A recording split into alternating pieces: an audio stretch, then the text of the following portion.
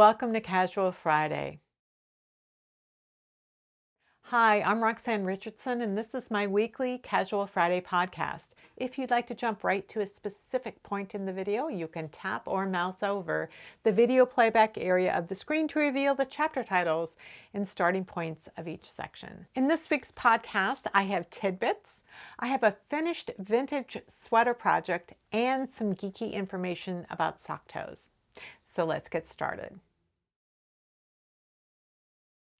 This tidbit came to me from Louise on Ravelry. It's a radio interview with an Australian sheep farmer who, as a teenager growing up on a sheep farm, just loved everything about being around sheep, including the smell. So he decided to train to become a wool grader. So examining wool to decide, how good it is.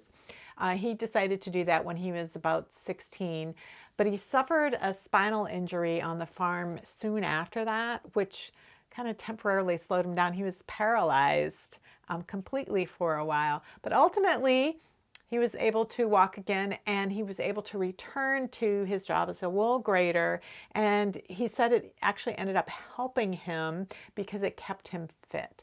So I have to say, I understand how he feels about the smell of sheep and wool. There's something about it that is just intoxicating. But if you'd like to hear that radio interview, I will leave a link down in the show notes. This tidbit came to me from Heather. I think it was a few months ago, but I held on to it until I had a week without too many tidbits in my file. So Heather sent along a couple of links about Monmouth caps, which I thought were really interesting, and I think you will too. So I'm going to leave those links down in the show note. In case you don't know, a Monmouth cap is a knitted wool cap that was really popular, and it was worn really between like the 15th and the 18th century. It was commonly worn by soldiers and sailors, but really it was an everyday sort of hat for many, many men. They were widely exported from the UK, and then over the centuries, there was a certain amount of variation. The description that I seem to remember seeing most often in reference to these types of hats were that they were coarsely knit, or that is, knit to a thick gauge. So like, think 2.5 stitches per inch or 10 stitches over 4 inches. So thick, not super fine gauge. And often the ones I've heard or seen described were heavily felted. So they were knit really big and then felted down, so they were really thick. But apparently that wasn't always the case either. So sometimes they were knit at finer gauges, and sometimes they were just a knit cap. They were not felted at all, and they came in various colors, and sometimes they were even striped. So textiles are notorious for not surviving for centuries, particularly if they're an everyday item that was worn by an ordinary person. But there is one surviving 16th century Monmouth cap that's in the Monmouth Museum, and that's the cap that I am showing on the screen right now. But I'll link to a blog post that Heather sent me. I'll link to it down the show notes. It's from the archives and collections at the Library of Birmingham regarding these Monmouth caps. And I'll also link to a pattern that Heather sent along for a Monmouth cap. So if you wanted to knit one yourself, you could. That pattern, within the pattern, there are also links to other things, including a blog post by the pattern designer, who, from what I understand, is she does historical reenactments, and so she talks a little bit about that. So nearly anyone who mentions Monmouth caps will also mention Richard Rutt's book. So Richard Rutt wrote this book right here, which is A History of Hand Knitting. Really the first book published that I know of on the history of knitting, where the person who wrote the book actually knew something about knitting and had an academic approach to research. So he really set the standard for quality research and investigation when it comes to hand knitting. So if that's something you're interested in, I'll leave a link to this book. I think it's still in publication. I think you can still get copies of it. Now, if you come across anything in your social media feed that you think would make for an interesting tidbit, you can either send me a direct message on Ravelry or create a post in my Ravelry group. You can tag me on Instagram, or you can send me an email. So there are links down in the description below for how you can do that. I am very pleased to let you know that I have finally finished this sweater. This is my 1960s vintage sweater that I've been working on and off, mostly off, for the past little more than a year. I started this sweater on February 24th of 2021, and I finished it last night, sort of. I have one tiny little thing to finish up on it, which I will explain, but it is finished. I will show you here.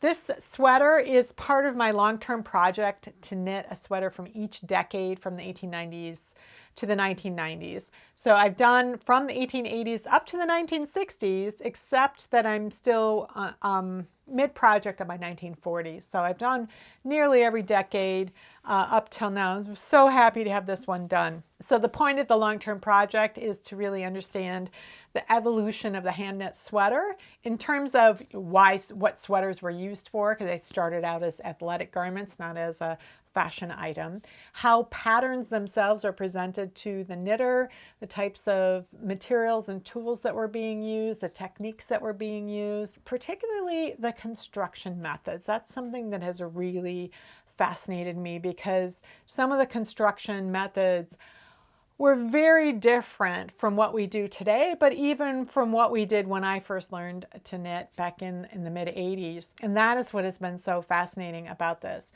So when I make a selection for knitting a pattern from a particular decade, I'm looking at something that just appeals to me, you know, just on a what do I like the look of, but I'm looking for something that has an unusual construction element to it that can teach me something. So something that I haven't done before.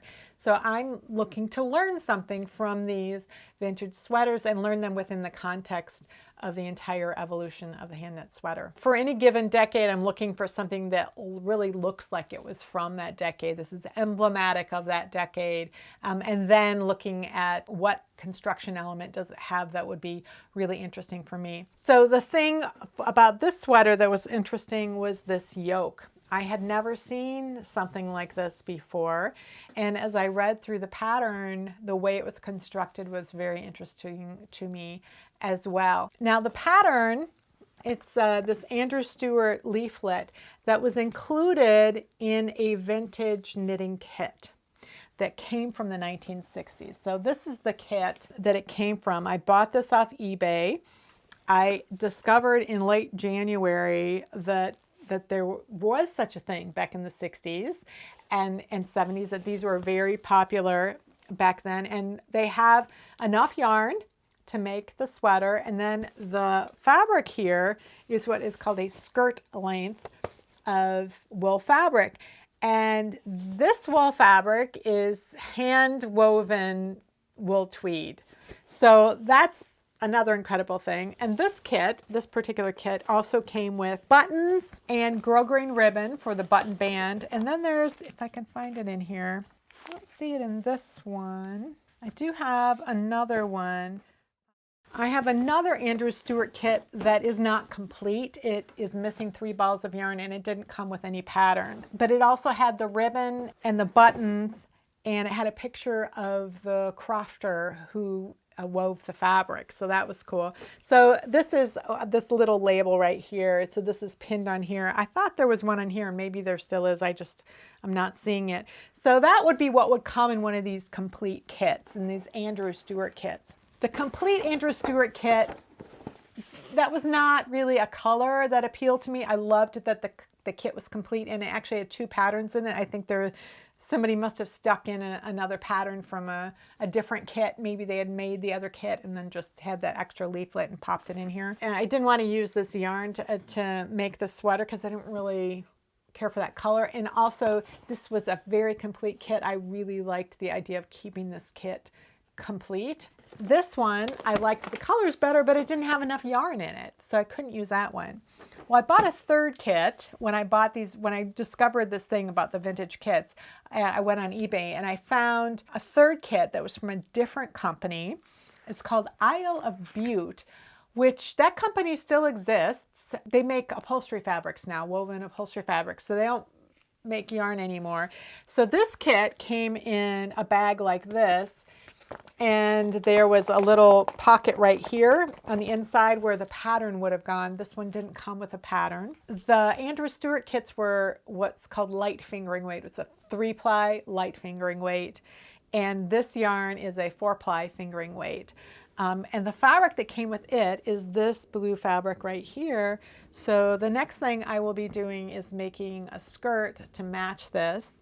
One of the journeys I've been on the past year is learning how to just, do my own skirt block so I can figure out how to sew a skirt that fits me, and I practiced with muslins. I also need to do pattern matching, which is something I've never done, so I have some fabric with a similar grid pattern on it that I can practice with. It's just a flannel fabric, so I'll be practicing with that. And I have my new sewing machine, which I hope will be a big help. So that will be the next step as part of this outfit. I was really excited about being able to get a vintage kit and use vintage yarn. This yarn, this yarn and this fabric is, I think, probably from the early 70s rather than from the 60s.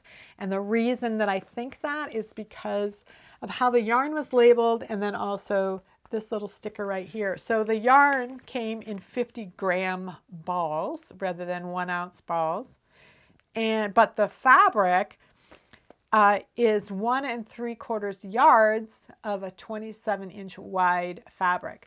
So at this transition period between the imperial system and the metric system in the UK, fabric was still done in inches and yards, but yarn was sold by the gram. So that indicates it's probably early 70s, and that's okay with me. I was just so happy to get a yarn that was from that era and be able to knit with it. And then in addition, the fabric store where I usually buy buttons has somebody from the Button Society of Minnesota. They collect buttons, but he sells them on consignment at the fabric store. And so I went in to find buttons for it, and they had a card of these buttons. It says old stock, handmade glass buttons, Nugablons, Germany, 1960s. So these buttons are from the 1960s. So I was just so excited to be able to use not only a pattern from the 1960s for this sweater project, but also to be able to use vintage materials as well. Now, the thing that really appealed to me about this particular pattern, I mentioned that, I want to pick something that looks like it was from that era, but also that has interesting construction. And for me, it was this yoke. I'd never seen anything like it, and that really appealed to me. So that was something that, even though the rest of the sweater was pretty plain, that element was really interesting. Now, one of the great things about patterns that were published after, like from about 1950 onward, is that they were published in multiple sizes. Patterns prior to that were published in one size, and if you're not that size, then you have to modify it in order to get your size. And in addition to making yarn substitutions and oftentimes not having a clear idea of the gauge that was intended for it, sometimes they'd give stitch gauge but often wouldn't give row gauge. That didn't come until maybe the 30s and 40s that they started doing that.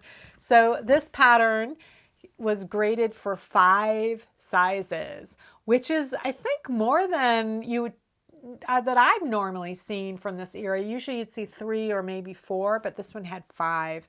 And this also had the option of 3/4 length sleeves. So if you wanted to make the largest size, you had to do the 3/4 length sleeves. You couldn't do the full length sleeves with the largest size. Because the yarn that I was using has slightly different gauge than the yarn that was called for in the pattern, and because there were multiple sizes, I was able to, I don't remember which I did. I think I either knit the size 36 using those stitch counts, but a larger gauge in order to get a 38, or I knit a 34 to get a 36. I don't remember which I actually chose, one of the two. So I could knit the smaller size, but I had larger stitches, and that was able to work. And I just confirmed with the gauge proportions that everything was going to work right in places where, you know, I had to do shaping over long periods of time, just to make sure everything is going to work out with my rope gauge. So I'm the kind of knitter that I want to work just on one project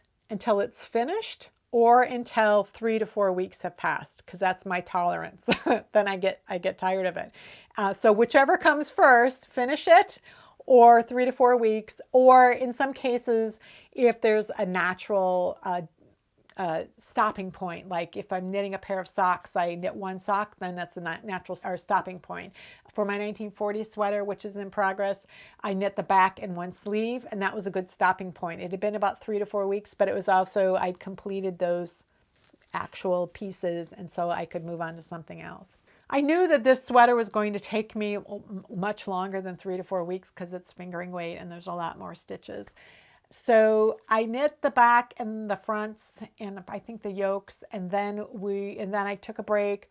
And when we were on a road trip during the summer, when it was very hot, I knit the sleeves in the car, and two things went wrong. The summertime, my hands swell up, and so when I'm working with smaller needles at finer gauges, my gauge changes. It's not the same on the same needle size as it would be in the winter. And then I was also knitting in the car, and I was just wanting to get this thing done. So I was knitting probably faster than I should have. And my gauge was too loose on the sleeves. So when I went to sew them in, they didn't fit well. And so that meant I had to do another timeout. And so in February, I made sure I was going to get the right gauge. It was wintertime. My hands weren't swollen. I confirmed my gauge. And I also made a few adjustments to the stitch counts for the sleeves too, because I just didn't like the way they had fit earlier, and part of that was because the gauge was too big. But I made a few tweaks up here in the sleeve cap just to get a little bit better fit, and so I re-knit the sleeves in February, and then this week is when I did the sewing up and the weaving in the yarn tails, and yesterday I did the grosgrain ribbon for the button band. I also did the grosgrain ribbon for the buttonhole band, and one of the reasons I was waiting until now to do this is because I have a new sewing machine and I wanted to use my one-step buttonhole. So I did do the buttonhole band. The problem that I was running into is that these buttons right here, they're three-dimensional and they're weirdly shaped, and it makes them harder to get through a buttonhole that's in a non-stretchy fabric like the grosgrain ribbon. And so I knew I had to make the buttonholes bigger, and I thought I had made them big enough for the buttons, and they are big enough, but it was a real pain to try to get them through the woven buttonhole and then the sweater buttonhole, and they're such a weird shape, and I was very frustrated. And so I was pouring through my reference books to see if there were some other ways of doing things, and I do have a different way I think that I can do this buttonhole band, which is going to create the stabilization I need, but also maintain the flexibility of the stretchiness of the buttonhole. I don't have to worry about how non-stretchy a buttonhole in a grosgrain ribbon would be.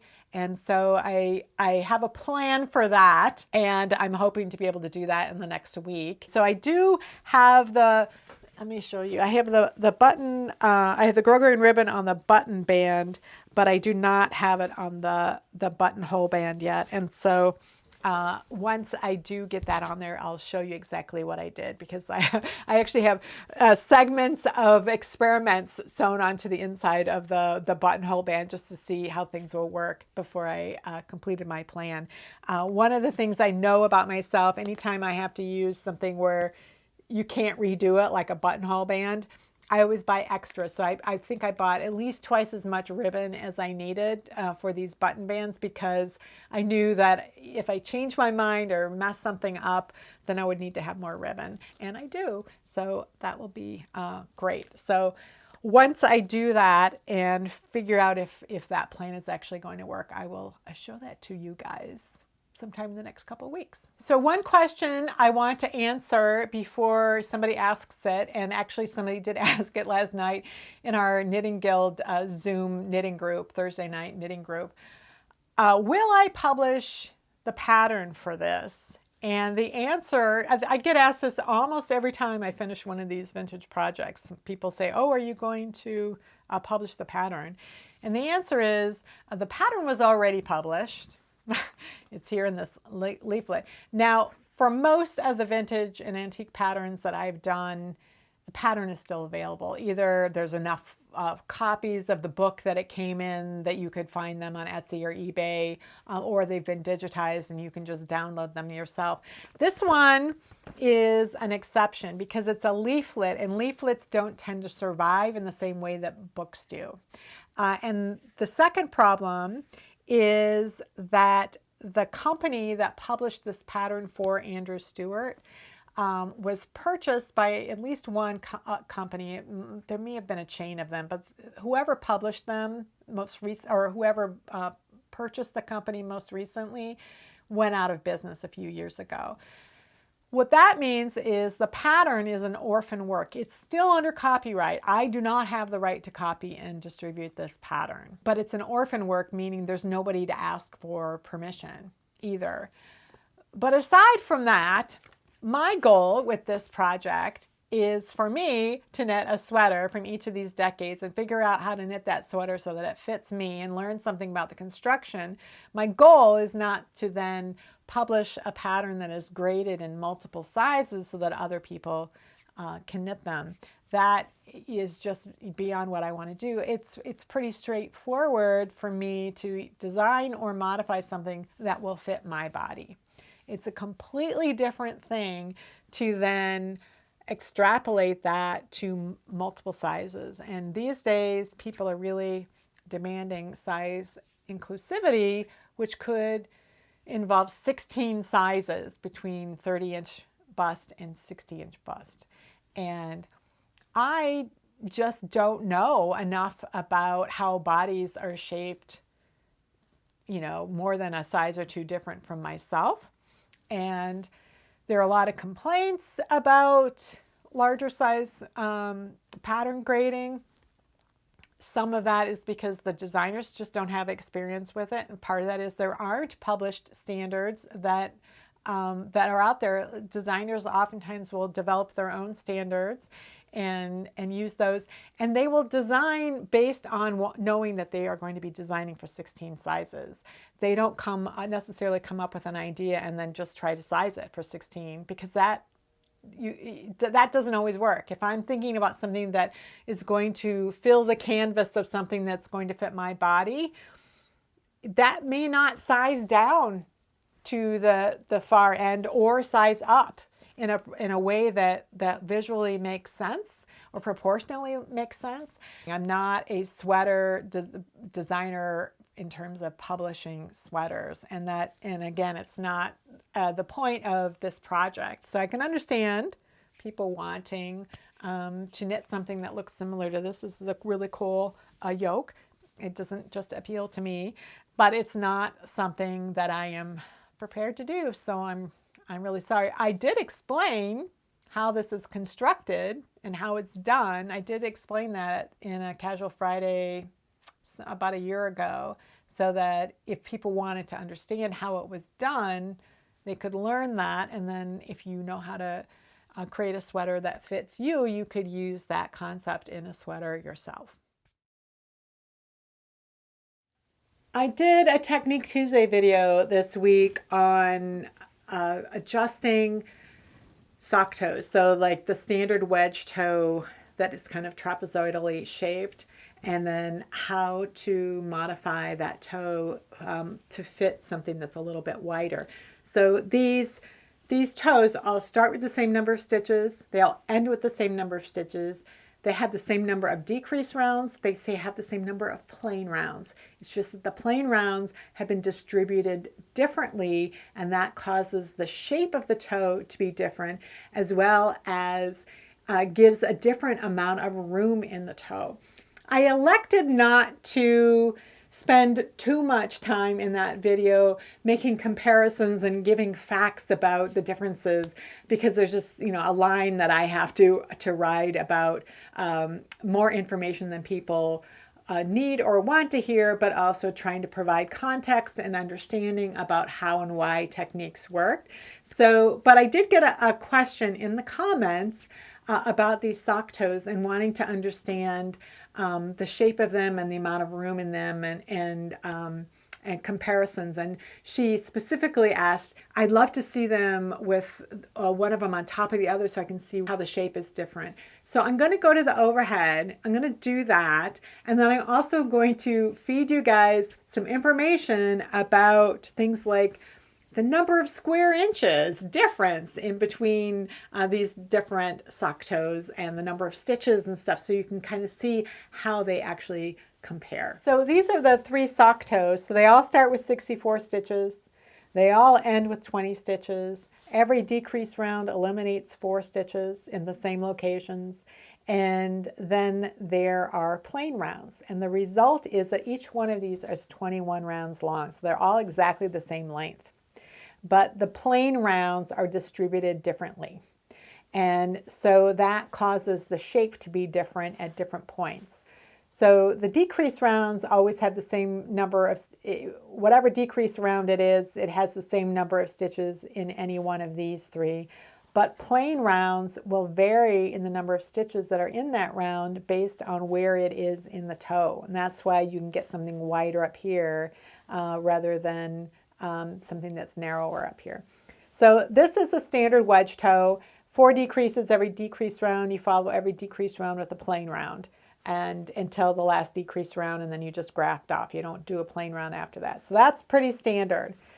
This one divides it into thirds. The first third of the decreases you follow with 2 plain rounds. So every decrease round is followed by 2 plain rounds for the first third of the decreases.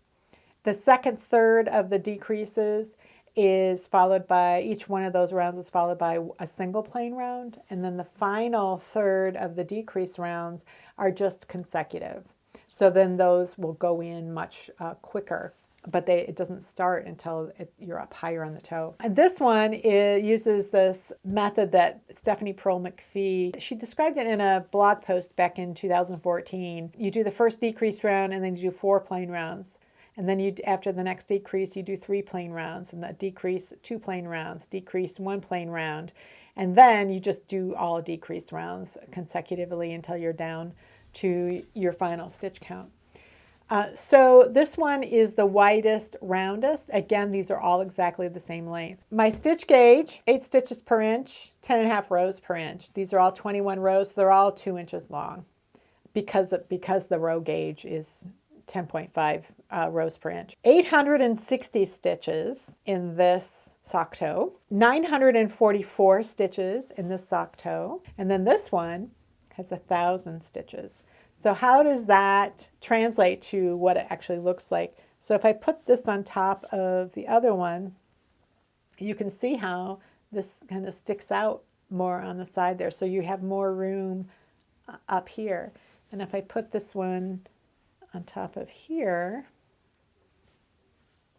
you can see then there's even more room coming out, and you can compare these as well. So you can see that there's a little bit more on each of them. So I actually calculated like how much more in terms of not just stitches, but in terms of square inches or square centimeters. So there's 860 stitches in this. If they were all lined up in one row, I could take those 860 stitches and divide them by the stitch gauge of 8 stitches per inch, and I would have 107.5 inches worth of stitches all in a row. If I want to know how many square inches that ends up being, you know, the stitches do have some depth, so I can divide that 107.5 inches by the row gauge, and I'll get 10.24 square inches. So this sock, you know, the peach colored part, 10.24 square inches. This one that has 944 stitches has 11.24. So this is 1 square inch larger than this. And then this one is 11.9, so it's a little bit bigger. So this one has 1.67 square inches more of fabric than that one has. If you think in centimeters, this is 64 square centimeters, 70.24 square centimeters, 74.4. So this has an additional 6.25 square centimeters than that. And this has an additional 10.42 square centimeters more than this. So that tells you what the difference is and how you can get more room without necessarily adding more length. And if you want to see that video where I kind of lay things out a little bit more visually and how different stitch counts will affect these results as well, I'll link to the Technique Tuesday video up here as well as down below. Well, that's it for this week's Casual Friday. If you like this video, please give it a thumbs up. If you're not already subscribed, please consider doing so. If you have any comments or questions about today's video or suggestions for videos you'd like to see in the future, you can leave those down in the comments below or join the discussion in my Ravelry group, Rocks. Thanks for watching, and I'll see you next week.